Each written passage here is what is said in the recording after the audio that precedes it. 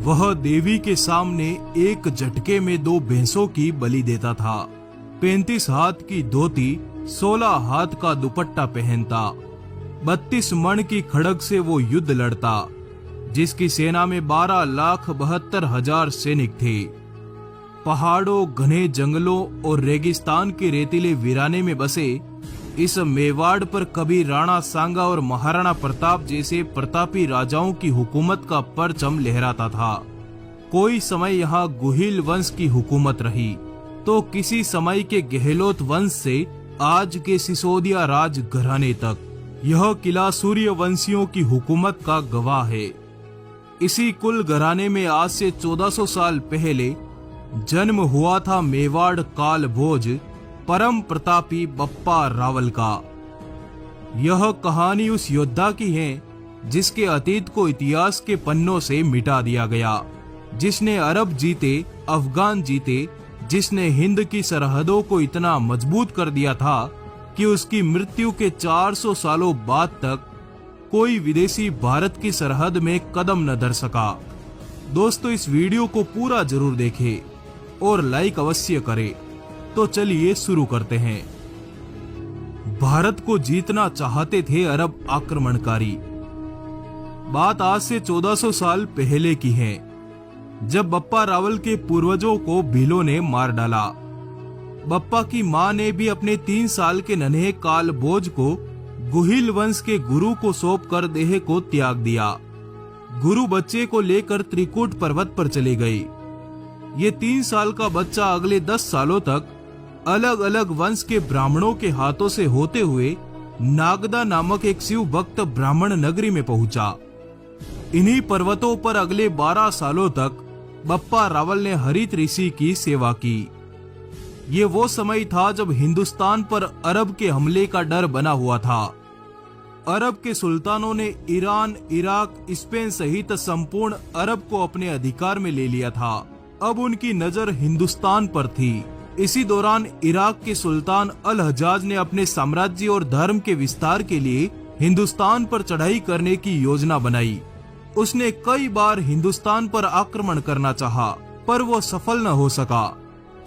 जिसके बाद हज्जाज ने एक योजना के तहत अपनी सेनाओं के विशाल लश्कर को सिंध के आसपास तैनात करके सिंध पर लगातार हमले करने शुरू कर दिए। इन हमलों में हज्जाज ने सिंध के कई शहरों पर विजय प्राप्त की।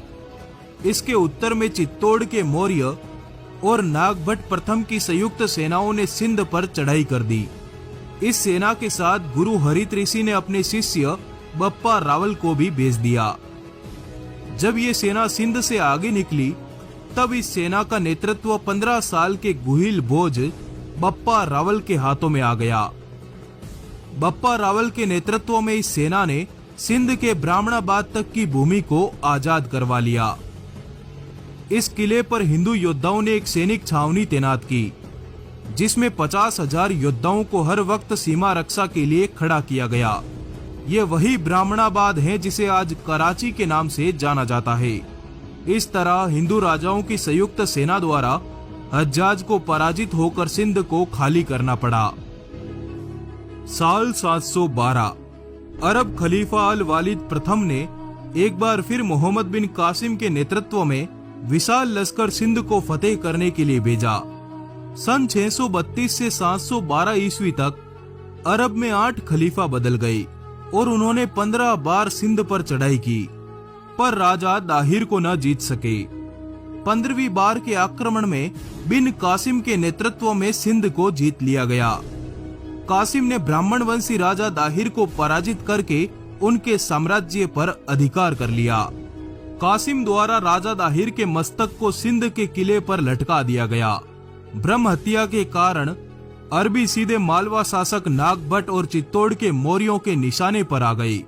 इसके उत्तर में कासिम अपनी सेनाओं सहित गुज्जर प्रतिहारों की राजधानी के निकट आ धमका। उसने अपने एक लश्कर को मेवाड़ की तरफ भेजा। नागभट्ट ने मेवाड़, मालवा और पश्चिमी हिंद की सेनाओं को संगठित किया। इस समय बप्पा रावल मेवाड़ के मौर्यों की सेना के सेनापति थे।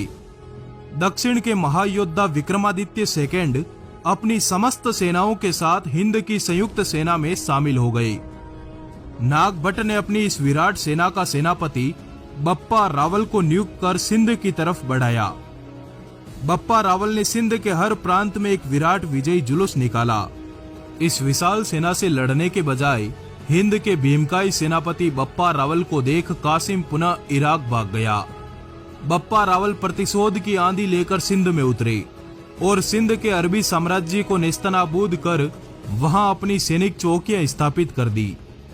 जब बप्पा सिंध की तरफ बढ़े तभी अरबी हाकिम अल जुनैद अपनी सेनाओं के साथ मारवाड़ में उतर गया। उसने राजस्थान के कई नगरों को ध्वस्त कर यहां अपने ठिकाने तैनात करने शुरू कर दिए। बप्पा ने सिंध से अपनी सेनाओं को पुनः राजपुताने की तरफ बढ़ाया और अलौर के मैदानों में जुनैद की सेनाओं पर एक प्रकोप की तरह टूट पड़े। बप्पा के पराक्रम से भयभीत जुनैद ने कश्मीर के रास्ते राजपुताने से बाहर निकलना चाहा। वो हवा की रफ्तार से बप्पा के इलाके से दूर भाग निकला। इस हार के कुछ सालों बाद वह पुनः इराक भाग गया और कभी वापस भारत नहीं आया। परंतु जैसे ही अरब में कोई खलीफा बदलता वैसे ही वो एक बार फिर भारत में एक और बड़ी सेना के साथ चढ़ाई कर देता। 8वीं शताब्दी के आरंभ में अरबों ने राजपुताने की सीमाओं को रक्त से लाल करना शुरू कर दिया। हर तरफ भय और मौत का नंगा नाच चल रहा था। एक रात सोते हुए बप्पा रावल को गुरु हरित ऋषि ने उठाकर एक प्राचीन खजाने का पता बताया और कहा कि इस खजाने से सेना तैयार करके चित्तौड़ पर अपने नाम की हुकूमत कायम कर लेना। और बप्पा को आशीर्वाद देते हुए गुरु अंतर ध्यान हो गए। ऐसे में बप्पा रावल ने एक बार पुनः युद्ध की बागडोर अपने हाथों में ली। उन्होंने अपनी सेना का निर्माण करना शुरू किया और अरबों से हार चुके राज्यों को जीत का आश्वासन देकर अपने पक्ष में किया। बप्पा रावल ने सबसे पहले मेवाड़ के चित्तौड़गढ़ पर अधिकार जमाया और मेवाड़ पर गहलोत वंश की सत्ता कायम कर दी। उन्होंने न केवल अरबों को खदेड़ा बल्कि उनके द्वारा कब्जाए गए इलाकों को पुनः अपने अधिकार में कर मेवाड़ में मिला लिया। बप्पा का ईरान अफगान विजय अभियान। बप्पा रावल ने अपने जीवन काल में हिंदू राजाओं की एक संयुक्त सेना का निर्माण किया और 16 सालों तक अरब हमलावरों के राज्यों को विजयी करते चले गए। बप्पा के पास एक अति विशाल सेना थी। बप्पा ने अपने विजय अभियानों में सबसे पहले सिंध को विजयी किया। सिंध में 12 अरब हाकिमों की सत्ता को जड़ से उखाड़ फेंका। बप्पा रावल ने रावलपिंडी शहर में एक सैनिक चौकी की स्थापना की। यहां से बप्पा ने बलूचिस्तान होते हुए ईरान के खुरासान में प्रवेश किया। बप्पा रावल ने यहां के अरबी सुल्तान अल हकम बिन अलावा और तामीम बिन जैद अल उतबी की संयुक्त सेनाओं को परास्त कर दिया। 15 दिनों तक बप्पा की सेनाएं खुरासान के इलाकों में चक्कर लगाती रही। बप्पा के भय से भयभीत मुस्लिम सुल्तानों ने अपनी बेटियों का विवाह करवा के उनको यहाँ से विदा किया।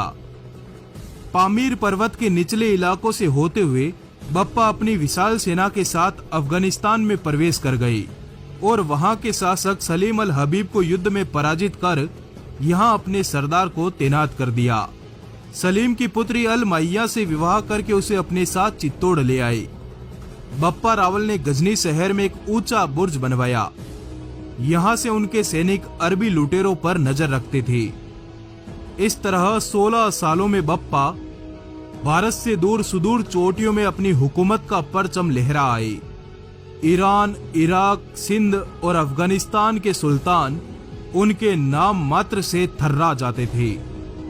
बप्पा रावल की तकरीबन 100 पत्नियां थी, जिसमें से 35 मुस्लिम सुल्तानों की बेटियां थी, जिन्हें इन सुल्तानों ने बप्पा के भय से उन्हें ब्याह दी थी।